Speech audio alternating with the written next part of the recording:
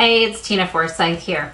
So if you would like to take your weekends off, or your evenings off, or whatever time off it is that you want to take, I want to share with you the 2 key steps that will enable you to do this. So first and foremost, you need to decide your non-working hours. You know, when people ask me, how do I stop working 24/7, or I'm working all the time, or it seems like I never get any time off, or, you know, clients keep bugging me all the time with projects and such, right? You know, the first thing you need to consider when it comes to not working all the time anymore and really purposely taking some of your own time back is you get to decide what your non-working time is going to be, right? I recommend this as compared to deciding what your working hours are going to be, because I know it's true for me and for many of my colleagues, many of my fellow entrepreneurs like you. It's not, usually it doesn't work to say, I'm going to have my working hours. I'm only going to work 9 to 5 or whatever that might be. You know, my official office hours, if you will, my public working hours are 9 to 4, Monday through Thursday. But here's the thing. I will quite often end up working evenings. I will quite often end up working past 4 o'clock some days. I will quite often end up doing some work on Fridays, which are a bit of a flex day for me. But what I know to be true is that weekends are my non-working time, right? So I don't work weekends. Unless if I'm traveling or whatever, I do not work on the weekends, right? That allows me, knowing my non-working time, of course, means that within the rest of the week, if work kind of flows out into other areas, given different projects and priorities, then I'm actually okay with that, because I know that I have my weekends as my non-working time. So step number 1 for you to be able to take your time back is to first and foremost decide what are your non-working times going to be. It could be evenings, it could be one day on the weekend, it could be both days on the weekend, you know, it could be mornings, it can be whatever you want it to be. This is part of the beauty of being an entrepreneur, right? And of course you need to match up with what your clients want and need to. You know, if you want to work from midnight till 3 in the morning, but your clients are awake during the day kind of thing, that's not going to work out. But of course you guys get that, I'm sure. Now the second piece to this, and this is a step that people most often miss, because of course it's one thing to say, I'm not going to work weekends anymore.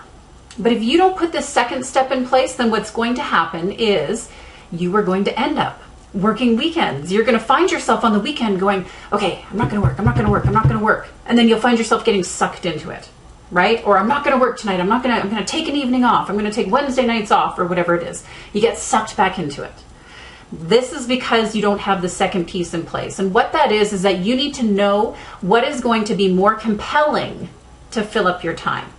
There's a scientific thing. I'm no scientist, so don't quote me on these things when I say it, right? But I know this to be true. Nature abhors a vacuum. So when you create space in one area, something has to come in and fill this space. Now there's some really cool applications to this as far as your business goes. First and foremost, if you want to get rid of clients that no longer suit you, you're creating space for clients to come in that do suit you, right? But that's a whole other conversation. As it applies to your time, what you need to be aware of and be very purposeful with, if you are used to working weekends, if you're used to working on evenings, if you're used to working on the time that you no longer want to work, then you need to be very purposeful in deciding what is going to fill that time instead. And you have to make sure it's something more compelling than your work. Now that's the challenge. That's the challenge here. It's one thing to say I'm going to take weekends off, but if you don't know what you're going to do with that time instead, guess what's going to happen? You'll end up working because you'll get bored and there's nothing else to do.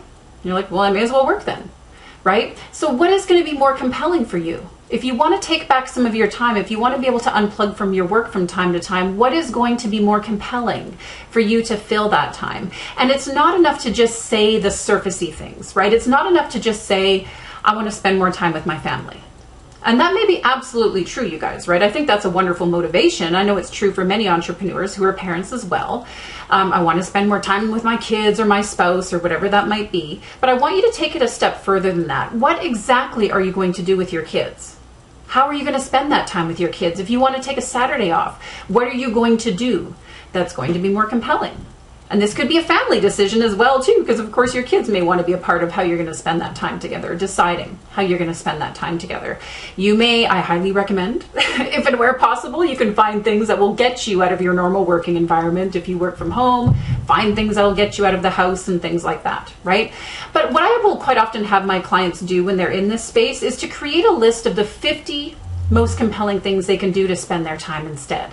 It can be little things like read a book. It could be bigger things like go skiing for the day. It could be whatever you want it to be essentially. But I want you to be very purposeful in thinking, not only I want to stop working on the weekends, but taking this second step. How am I going to fill that time instead? Right? And then also starting to think through and making a list for yourself so that if and where you find that you're tempted or that you're getting sucked back into work or you're feeling bored and, oh, well, I may as well work instead, right? That you're able to turn to that list and literally have something written out where you can say, oh, why don't I go do this instead? Oh, hey, we want to go bowling. Why don't I grab the kids and we go bowling tonight or something along those lines, right? That's the key. That's the secondary key here to this. And likewise, I do this myself. It's something I'm quite purposeful with myself and continue to do. And I invite you to do the same because, of course, this will allow you to get to that place where you don't have to be working 24/7. And when you hear the call of your laptop saying, come check me, this is what happens to me. Check me, Tina. You can actually put that aside and say, no, I'm focusing over here. And I'm really happy to be focusing my time and energy in this area instead because it's more compelling than work is in that moment, right? Really, really key. So would love to hear questions, comments that you have on this. Likewise, I would love to hear what is more compelling for you and how you're going to use the time that you take off and away from your business. And it's Tina Forsyth here. Until next time, take care, everybody. Bye now.